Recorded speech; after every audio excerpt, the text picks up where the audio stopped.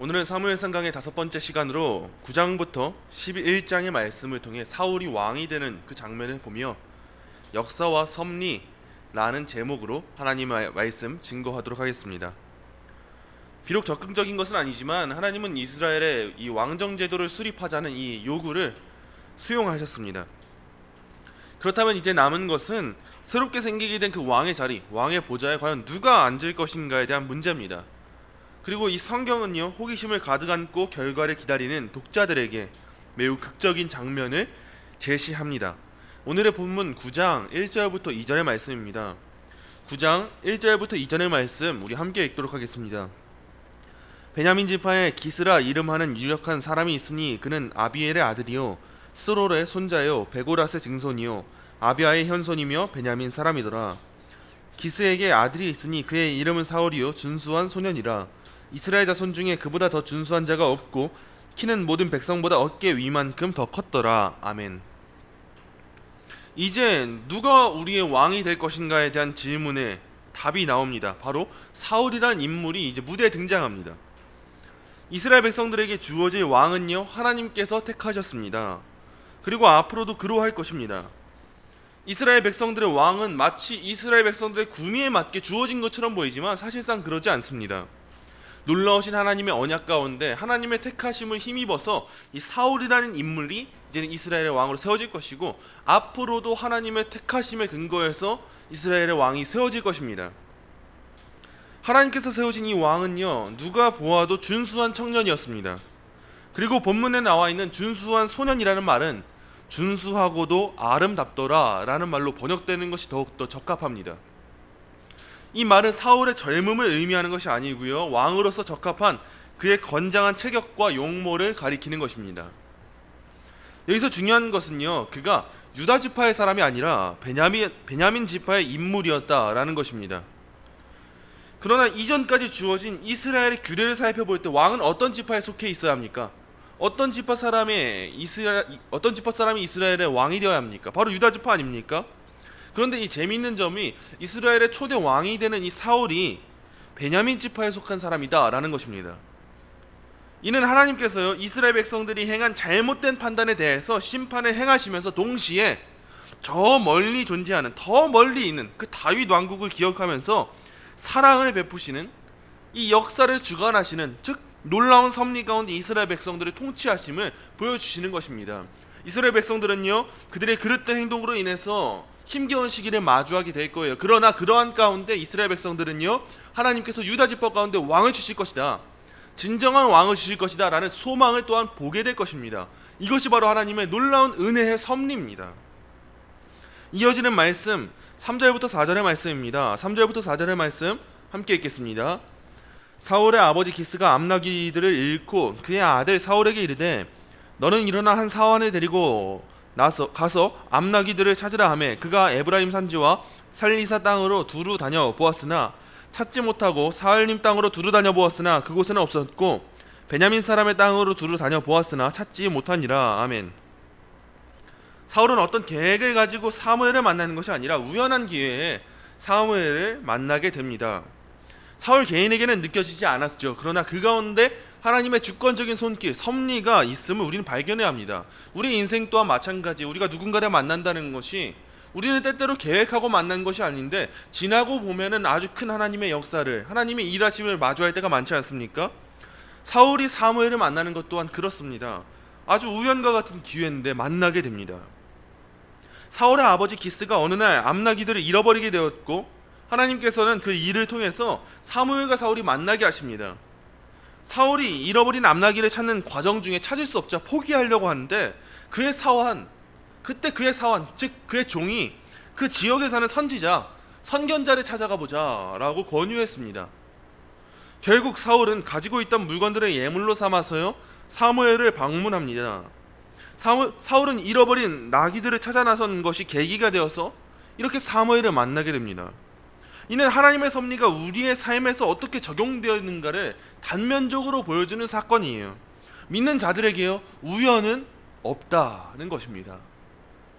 사실 엄밀히 따져보자면 별것 아닌 그 암나귀 몇 마리 때문에 민족 최고의 지도자였던 사무엘을 만나려고 했다는 점이 이해가 되겠습니까?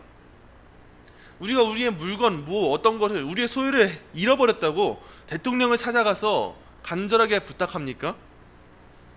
과연 이 사안이 사무엘을 만날 만한 사안이 될 수 있는 것이었겠습니까? 그리고 사무엘이 그렇게 한가했을까요? 그렇지 않습니다.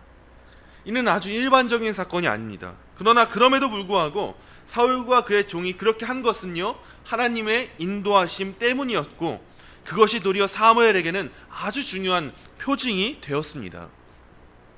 그리고 하나님께서는 사무엘이 사울을 만나기 전에 그에게 앞으로 일어나게 될 일들을 다 미리 말씀해 주셨고, 사무엘은 사울을 마주했을 때 그 계시의 말씀을 그대로 전달하고 깨닫습니다. 이어지는 말씀 9장 16절부터 17절의 말씀입니다. 함께 읽겠습니다. 내일 이맘때에 내가 베냐민 땅에서 한 사람을 내게로 보내리니 너는 그에게 기름을 부어 내 백성 이스라엘의 지도자로 삼으며 그가 내 백성을 블레셋 사람들의 손에서 구원하리라. 내 백성의 부르짖음이 내게 상달되었으므로 내가 그들을 돌보았노라 하셨더니 사무엘이 사울을 볼 때에 여호와께서 그에게 이르시되 보라 이는 내가 내게 말한 사람이니 이가 내 백성을 다스리리라 하시니라. 아멘. 하나님께서는요 항상 미리 말씀하시고 그 후에 그것을 이루십니다. 이것은 언제나 하나님께서 자신의 진실성을 나타내시는 방법입니다. 성경은요 간단히 말해서 언약의 성취로 되어 있으니 하나님의 진실성을 제시하는 거룩한 책이라고 할 수 있습니다. 계시하신 말씀이 성취되는 것, 그것이야말로 우리의 신앙의 대상이 누구인가, 우리가 진정 믿고 따라야 할 분이 누구인가, 하나님이 왜 하나님 되시는가를 보여주는, 명확하게 보여주는 사건이 될 수 있습니다. 하나님께서 사무엘에게 미리 말씀하시고 그 일이 성취되어지지 않습니까? 우리의 삶에서도요 이 계시의 말씀이 이미 성취되었기 때문에 우리가 누구를 믿고 누구를 섬겨야 하는가를 명확하게 깨달을 수 있게 되는 것과 같은 원리입니다. 사울이 사무엘을 찾아왔을 때는 잃어버린 나귀들에 대한 생각으로만 가득했습니다. 그러자 사무엘은 사울의 마음에 가득 찬 생각을 알아채고 나귀에 대한 생각은 지워버리고 더 큰 것, 이스라엘이 사모하는 자가 바로 너다, 바로 당신이다 라는 것, 즉 그 왕권에 대한 것을 채워라. 너의 마음에 그 작은 것들은 치워버리고 이제는 너의 마음에 그 큰 이스라엘의 왕권에 대한 생각을 채워 넣어라 라고 권면합니다. 이어지는 말씀 22절입니다. 사무엘이 사울과 그의 사환을 인도하여 객실로 들어가서 청한 자 중 상석에 앉게 하였는데 객은 30명 가량이었더라. 아멘. 사무엘은 잔치 가운데 사울을 상석에 앉힙니다. 이것은 그로 하여금 사람들 가운데 가장 영예롭게 그를 지켜 세우는 것이었습니다. 아마도 그 자리에는요, 그 잔치에는요, 성읍의 지도자들, 여러 성읍의 지도자들이 함께 모여서 많은 이들이 있었을 거예요. 30명 가량이 있었죠. 아마도 거기엔 성읍의 지도자들이, 아주 잔치의 상석에 앉을 만한 자들이 꽤나 많았을 겁니다. 그러나 그 잔치의 주인인 사무엘은 사울과 그의 사환을 상석에 앉게 했습니다. 사울이 왕이 되는 것은 사무엘의 입장에서 볼 때는 어쩌면 자신의 힘이 약화되는 것을 의미하기도 합니다. 그럼에도 불구하고 사무엘은요 사울을 시기하거나 악한 마음을 품고 그런 채 그를 저 밑으로 내려보내지 아니하고 그를 높은 자리로 세웁니다.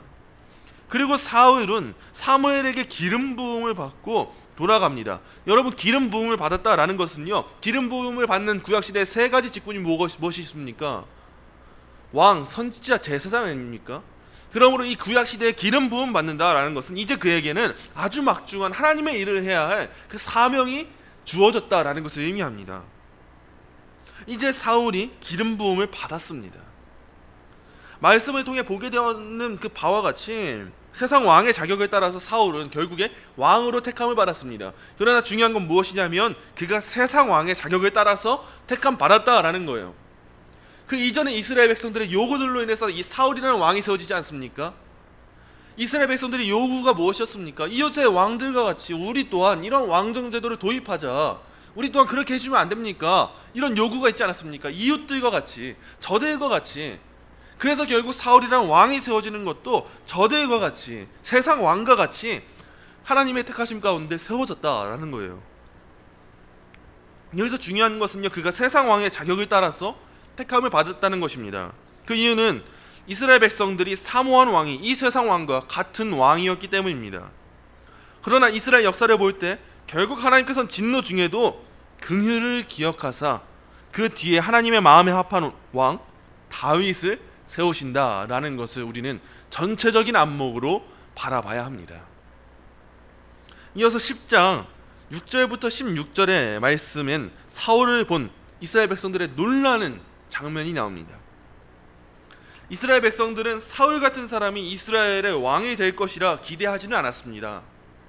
그들이 기대했던 왕은 이미 대중들 가운데서 충분히 인정을 받고 있는 사람들 가운데 한 사람이었을 거예요. 이스라엘의 장로들은 아마도 각자의 시각에 따라서 왕이 될 만한 소양이 있는 그 인물에 대한 어느 정도 윤곽을 정해두고 후보를 세워놨을 거예요. 나름대로 검증된 후보들이 있었겠죠. 그리고 그런 인물들 중에 한 사람이 왕이 된다면 이스라엘 민족을 이방 왕국들에 뒤지지 않는 강력한 길로 그가 우리를 인도할 것이다, 이런 믿음이 있었죠. 사울은 이스라엘 백성들이 기대해오던 인물은 아니었습니다. 비록 외모가 준수하고 범상치 않기는 했을지라도 그는 무명인에 불과했습니다. 그러므로 하나님께서는 사울에게 어떠한 능력을 주십니까? 예언하게 하십니다. 10장 9절부터 12절의 말씀입니다. 그가 사무엘에게서 떠나려고 몸을 돌이킬 때에 하나님이 새 마음을 주셨고 그날 그 징조도 다 응하니라. 그들이 산에 이를 때 선지자의 무리가 그를 영접하고 하나님의 영이 사울에게 크게 임함으로 그가 그들 중에서 예언을 하니 전에 사울을 알던 모든 사람들이 사울이 선지자들과 함께 예언함을 보고 서로 이르되 기스의 아들에게 무슨 일이 일어났느냐, 사울도 선지자들 중에 있느냐 하고 그곳에 어떤 사람은 말하여 이르되 그들의 아버지가 누구냐 한지라. 그러므로 속담이 되어 이르되 사울도 선지자들 중에 있느냐 하더라. 아멘. 사울이 예언을 하자 주변 사람들이 보고 놀랍니다. 왜냐하면 그는 사사나 선지자가 아닌데도 예언을 했기 때문입니다. 사울은요, 여러 사람들 앞에서 예언을 할 만한 그런 인물이 아니었습니다. 그러나 사울은 예언을 하면서 성경은 말하길 새 사람이 되었다라고 말합니다. 여기서 말하는 새 사람이란 예전과 같이 아는 사람으로 변하게 되었다라는 것을 의미합니다.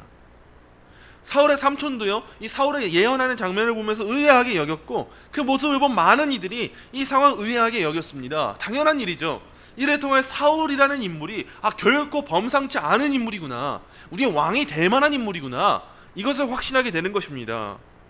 이런 일이 있고 나면요, 누군가는 우쭐대면서 자신이 그 하나님께서 택하신 자라는 그 사실을 널리 전하고 떵떵거리고 자랑하면서 살아갈 수 있을 테지만 사울은요, 그러지 않았습니다. 사무엘을 만나 기름 부음 받았고 성령의 은사도 체험했음에도 불구하고 그는 그의 숙부에게 이 사실을 숨깁니다. 이처럼 하나님의 사역에 부름받은 직후에 많은 이들의 자세가 어떻습니까? 대부분은요, 겸손한 자세를 취해요. 그러나 시간이 지나면 여러분 또한 어떻습니까? 우리 인간의 본성이 어떻습니까? 그 은혜는요, 까마득히 잊어버린 채 사울이 그러했던 것처럼 결국 이후에는 권세와 명예를 사랑하게 되며 끝내 실패하는 경우도 있지 않습니까? 우리는 그러한 경우들을 경계하고 주의해야 할 필요가 있습니다. 사무엘은 이스라엘 각 지파의 대표들을 지파대로 1000명씩 미스바에 모이도록 소집령을 내렸습니다. 이는 백성들이 요구한 이스라엘 왕을 드디어 선출하기 위한 집회였습니다. 물론 하나님에 의해서 사울이 왕으로 결정되었으나 이스라엘 민족 대표들에 의한 절차를 거치고자 한 것입니다. 그 가운데 사무엘은 18절 19절에 나오는 바와 같이 하나님께서 이스라엘에게 왕을 세워주심은 그들의 잘못된 요구대로 허락하신 것임을 밝힙니다.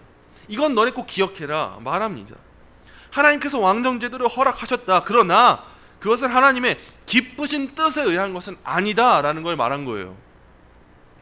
그리고 사무엘은 절차에 따라서 미스바에 모인 이스라엘 모든 지파 대표들을 통해 제비를 뽑았습니다.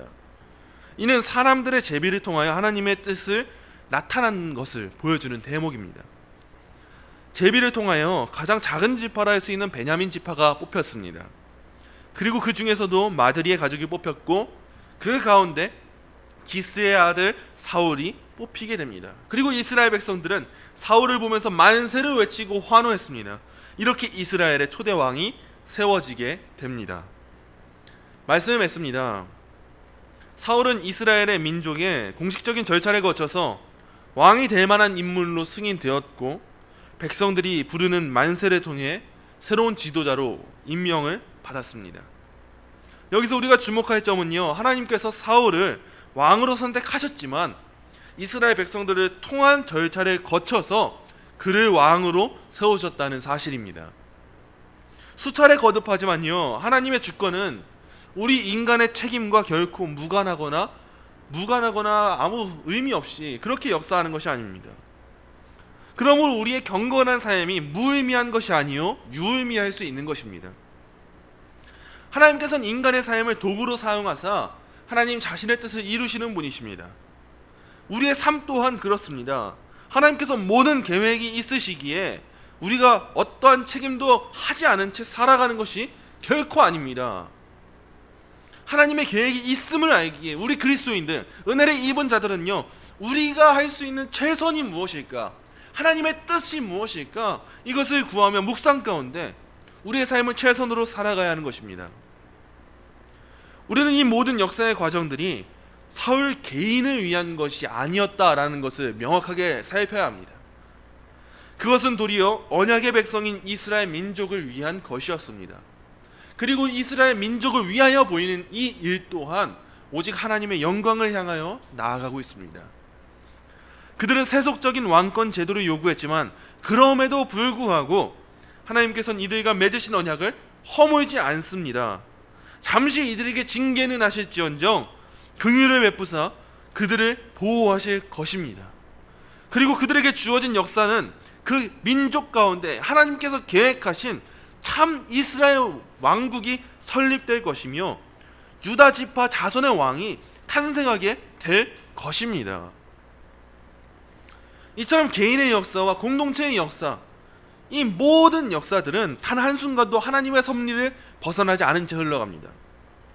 그러므로 우리 그리스도인들의 삶은요, 로마서 8장 35절의 고백처럼 누가 우리를 그리스도의 사랑에서 끊으리요, 환난이나 곤고나 박해나 기근이나 적신이나 위험이나 칼이라, 이 고백처럼 두려워할 것이 없습니다. 왜요? 하나님이 우리를 택하셨다면, 하나님은 하나님의 영광을 위하여 우리를 인도하시고 구원하신다는 것을 우리는 명확하게 성경을 통해 보게 되기 때문입니다. 이스라엘 백성들이 넘어지고 실수하고 실패합니다. 그 가운데 징계를 받기도 합니다. 그러나 그들의 징계가 징계로만 끝나지 않습니다. 징계를 통해 그들이 다시 한번 회개하고 돌아오고 하나님께서는 긍휼을 그들에게 베푸사 그들에게 하나님의 언약으로 인하여 하나님이 약속하셨기 때문에 그 구원의 길로 인도하시는 그 역사를 이제껏 보여주시지 않으셨습니까? 우리 또한 그렇습니다. 우리가 잘나서, 우리가 무언가 해내서, 우리에게 어떠한 보잘것이 있어서 우리의 무언가로 인해서 우리가 하나님의 영광이 되는 것이 아닙니다. 우린 언제나 넘어지고 또 넘어질 거예요. 그러나 괜찮습니다. 그 이유는 무엇이냐면 우리를 구원한다 약속하신 분이 하나님이시기 때문입니다. 그렇기 때문에 로마서의 고백처럼 누가 우리를 그리스도의 사랑에서 끊겠습니까? 환난이 찾아오고 곤고가 찾아오고 박해나 기근이나 적신이나 위험이나 칼이라 그 무엇도 우리를 그리스도의 사랑에서 하나님의 계획하에서 끊을 수 있는 것이 없다라는 거예요. 전 세계가 질병의 문제로 두려워 떨지만 우리는 불신자와 같이 떨지는 않습니다. 국가가 어려움에 처한다는데 불신자와 같이 떨지 않습니다. 우리의 가정이 어려움이 찾아온다는데 불신자와 같이 떨지 않습니다. 그 이유가 무엇입니까?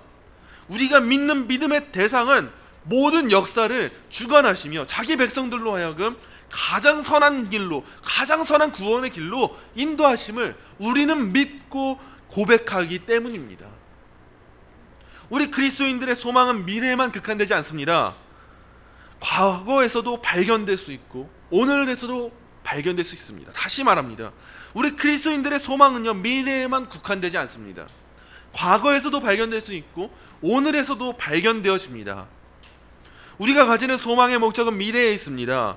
그러나 그 소망의 경험은요, 현재에 있는 것입니다. 그것이야말로 우리 기독교의 신앙의 견고한 반석입니다.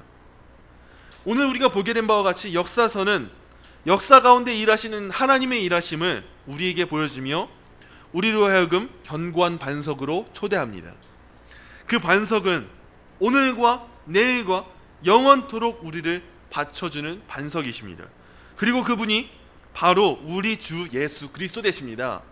그러므로 우리 개인의 역사와 우리 공동체의 역사 가운데 우리가 믿고 의지하며 견고하게 지탱해야 할 그 반석 되시는 분이 누구십니까? 오직 예수 그리스도십니다. 우리는 연약하나 하나님의 약속이 연약하지 않기에 우리를 향한 그리스도의 사랑에서 우리를 끊을 것이 아무것도 없습니다. 이러한 믿음으로 역사 가운데 이루어진 하나님의 섭리를 바라보며 우리의 삶에도 적용되어지는 그러한 믿음의 삶이 저와 여러분의 삶 가운데 가득하기를 간절히 소망합니다. 기도합니다. 하나님 감사합니다. 오늘 이렇게 사울이 왕이 되어지는 이 과정을 살펴보며 이스라엘 백성들의 삶을 살펴보며 이제는 이 역사 가운데 역사하시는 이 하나님의 손길을 우리가 보게 됩니다. 우리 개인의 역사와 우리 공동체의 역사가 오직 하나님의 영광을 위하여 나아감을 믿습니다. 그 가운데 우리의 연약함이 드러난다 할지라도 하나님의 긍휼하심과 자비하심이 우리를 인도하시며 하나님의 언약으로 말미암아 우리가 주께로 이끌려 나아간다는 사실을 감사하며 언제나 믿음으로 담대하게 나아갈 수 있는 우리가 될 수 있도록 인도하여 주옵소서. 그러므로 이제 우리가 살아가는 시간과 삶 가운데 불신자와 같은 두려움과 떨림이 있지 않길 원합니다. 우리의 반석 되시는 견고한 반석 되시는 예수 그리스도께서 우리의 주 되시니 이제는 우리의 모든 삶이 하나님의 주권적인 섭리를 신뢰하며 나아가는 삶이 될 수 있도록 인도하여 주옵소서.